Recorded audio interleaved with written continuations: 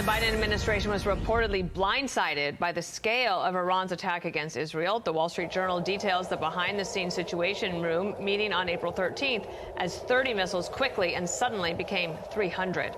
Fox News strategic analyst, retired General Jack Keane, is with us now. Just set this up with a senior Biden administration official saying the scale of Tehran's first ever direct attack on Israel matched U.S. spy agencies' worst-case scenarios. This was on the high end, I think, of what we were anticipating, he said. What do you have to give us that can help us understand that whole scenario and what they're trying to say behind the scenes? Yeah, well, I think certainly what Iran did that night surprised everybody in terms of the scale of it. You know, for our audience to recall, Iran has never conducted a direct attack against Israel, has always chosen to use its proxies. And secondly, despite Israelis killing nuclear scientists, other military officials in Iran, blowing up a portion of the Natanz uranium enrichment nuclear site, conducting airstrikes at the Damascus International Airport against Iran's weapons warehouse, despite all of these things and no reaction from Iran, certainly after a number of days, it became obvious that Iran had made a decision they were going to conduct an attack themselves.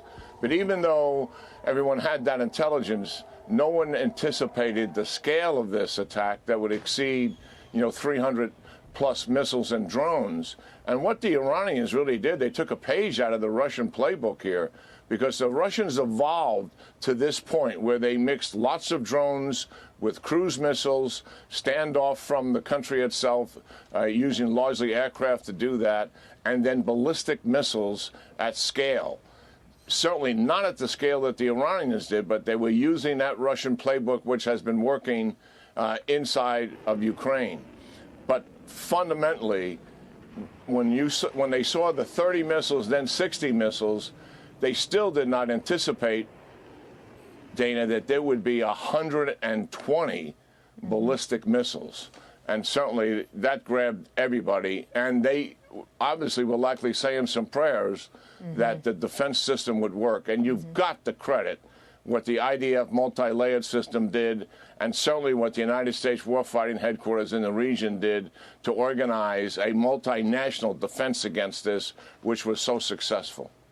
And speaking of the IDF, there was news also over the weekend that the intel chief has resigned because of intelligence failures that didn't warn the country about October 7th when they were attacked on that terrible day.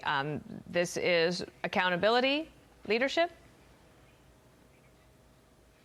Yeah, most definitely. He offered his resignation almost immediately within the first few days of that, but they asked him to stay on because they knew it would be so disruptive given they had their hands full in going to war in Gaza. So he's waited to the 6 months and now walked away. And he has assumed full responsibility for his role in this. But there will be others held accountable here. I mean, there are reports out, much like we found out concerning 9/11, that the Israelis had some idea that there was going to be a comprehensive attack against them as much as a year out.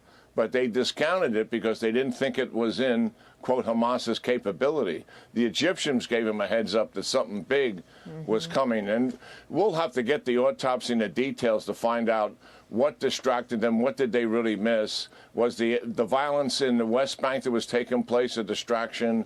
Was the political distraction of the dispute over the reform of the Supreme Court, where hundreds of thousands of people were in the streets demonstrating?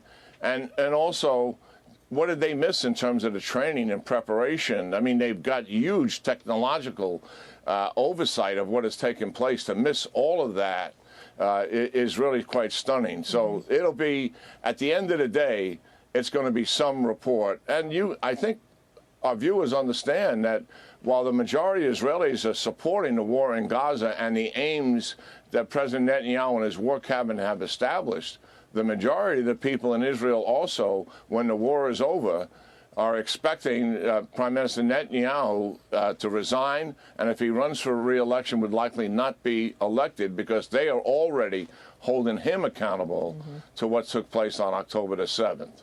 Yep, and that autopsy, as you say, is underway, and it will be a stunner, and we'll learn a lot from it. General Jack Keane, thank you.